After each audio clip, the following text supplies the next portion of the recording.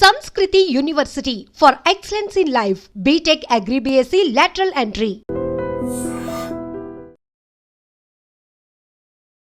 Welcome to 18 news. This is Pavan. Breaking news చూస్తున్నారు. వరంగల్లో మరో దారుణమైన సంఘటన జరిగింది. 42 ఏళ్ల వ్యక్తి 22 ఏళ్ల ఇంటర్ చదివి కంప్లీట్ చేసి ఇంట్లో ఖాళీగా ఉన్న విద్యార్థినితో అక్రమ సంబంధం పెట్టుకొని దాన్ని ప్రేమ అనుకొని ఇద్దరు కలిసి గడ్డి మందు తాగి చనిపోవడం జరిగింది.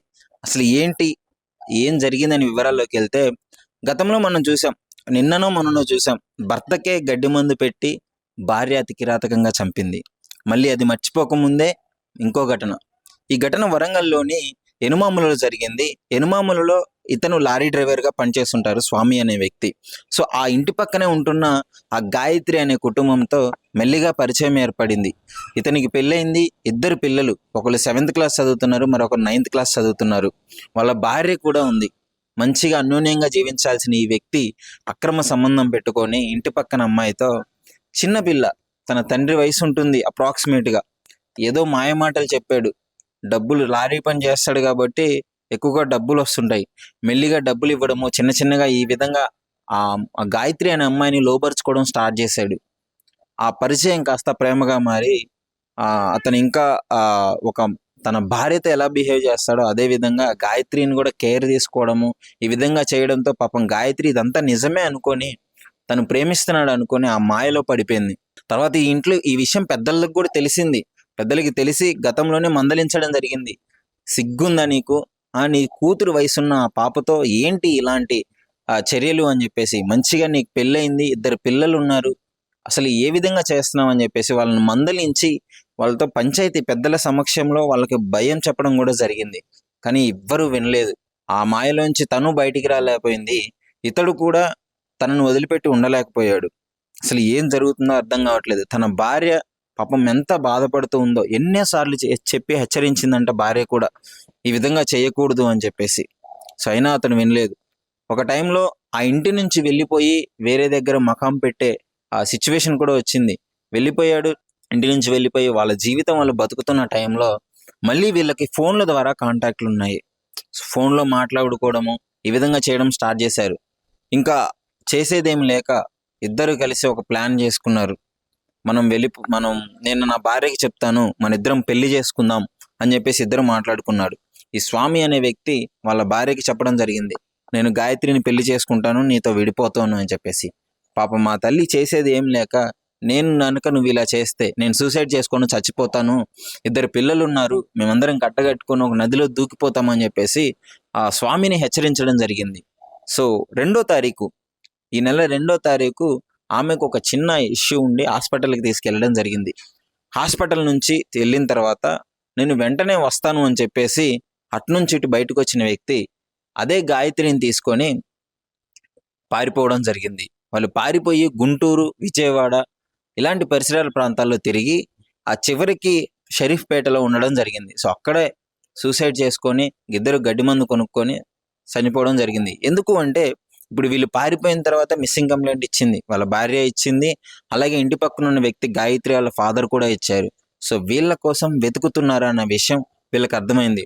సో వీళ్ళకి దొరికితే మనం చచ్చిపోతామని కూడా అర్థమైంది. ఇంకా దారుణమైన సంఘటన ఏంటి అంటే, ఇంట్లోంచి వెళ్ళిపోయే ముందు 10 తులాల బంగారం తీసుకొని వెళ్ళింది గాయత్రి, అలాగే డబ్బులు కూడా. ఎంత సన్నాసిలాగా బిహేవ్ చేస్తున్నాడంటే, మరి అదేదో చూసుకునేవాడు ఏ డబ్బులు లేకుండా తీసుకెళ్ళి చూసుకోవచ్చు కదా.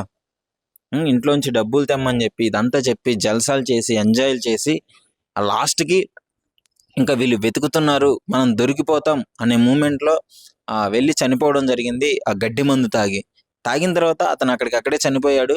ఆమె మాత్రం ఎంజిఎం ఆసుపత్రిలో చికిత్స పొందుతూ చనిపోయింది. ఇదంతా చూసిన అక్కడ వ్యక్తి అంబులెన్స్లో, పాపం వాళ్ళు తాగిన తర్వాత అపస్మారక స్థితిలో ఉంటే అక్కడున్న ఒక వ్యక్తి అంబులెన్స్లో తీసుకెళ్లి హాస్పిటల్లో జాయిన్ చేసి వాళ్ళ బంధువులకు కూడా తెలియజేయడం జరిగింది. సో ఎంత దారుణమైన సంఘటన చూడండి. ఇలాంటి అక్రమ సంబంధాల వల్ల, ఇలాంటి మాయమాటలు చెప్పి అమ్మాయిలను లోబరుచుకొని ఇప్పుడు ఎవరికీ ఉపయోగం లేకుండా పోయింది.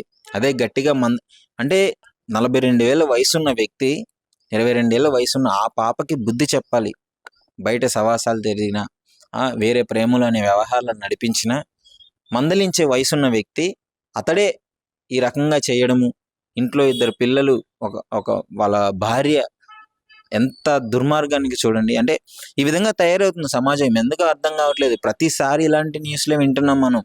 గతంలో చాలా విన్నాము. ప్రేమించి పెళ్లి చేసుకొని సూసైడ్‌లు చేసుకొని చనిపోవడము, అక్రమ సంబంధాలు పెట్టుకొని చనిపోవడము. ఇది ఇంకా దారుణంగా ఉంది. ఇప్పుడు ఆ పిల్ల పాపం ఎన్ని ఆశలు పెట్టుకుంటాడు గాయత్రి వాళ్ళ ఫాదర్ ఆమె మీద. సో, ఆమె చనిపోయే ముందు లాస్ట్ మాటలు ఏంటో తెలుసా? నేను తప్పు చేశాను. నేనేం చేశానో నాకు అర్థం కాలేదు. నేను ఎందుకు ఈ విధంగా చేశానో కూడా అర్థం కాలేదు. అతని మాయ మాటలకు నేను లొంగిపోయాను.